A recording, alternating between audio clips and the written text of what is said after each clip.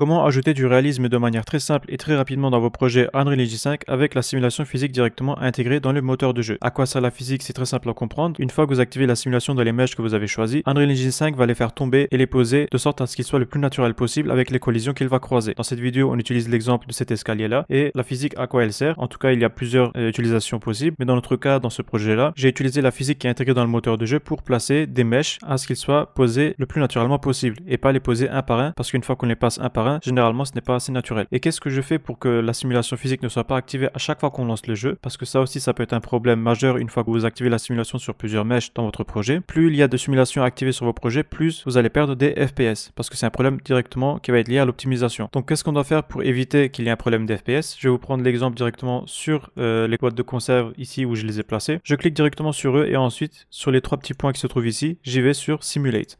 Pourquoi Simulate? Tout simplement parce qu'une fois que vous allez faire Simulate et que le jeu va être lancé, c'est-à-dire le projet, vous pouvez toujours interagir avec les meshes qui seront à l'intérieur du jeu. Donc là, à quoi ça sert de faire ça? D'abord, je vais activer la simulation physique. Je clique sur les meshes et ensuite je vais sur Simulate physique qui se trouve à droite. Et là, la physique, elle est déjà activée. Une fois que vous avez fait ça, vous placez votre mesh à l'endroit où vous le souhaitez et vous appuyez sur le Start Simulating pour ensuite voir le positionnement des meshes. Vous attendez que tout arrête de bouger. Vous faites un copier-coller, c'est-à-dire un CTRL-C.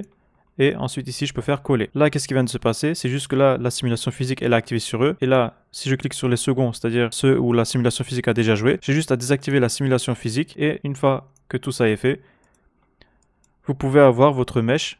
Bon là c'est un peu le bordel parce qu'il y a trop de meshes qui tombent, mais on va les enlever un peu pour mieux voir. Donc en faisant ça, qu'est-ce que je viens de gagner? J'ai gagné sûrement quelques FPS, mais si vous faites ça sur plusieurs meshes dans votre projet, c'est-à-dire une fois que vous activez la simulation physique et vous le désactivez par après en utilisant la méthode que je viens de faire, vous pouvez avoir un meilleur rendu dans votre projet, c'est-à-dire beaucoup plus de réalisme et surtout gagner des FPS pour éviter que la simulation physique soit jouée à chaque fois. Bien sûr, dans le sujet de la physique, il y a d'autres méthodes beaucoup plus rapides et plus simples avec des plugins. Donc là, vous pouvez directement télécharger un plugin ou le lien est en description de la vidéo et directement placer vos meshes de sorte à ce qu'ils soient déjà simulés. Mais si vous voulez pas utiliser de plugin comme moi dans notre projet, vous pouvez utiliser cette méthode. Merci d'avoir regardé la vidéo. Si vous avez des questions, surtout n'hésitez pas à les poser en commentaire ou venir sur notre serveur Discord.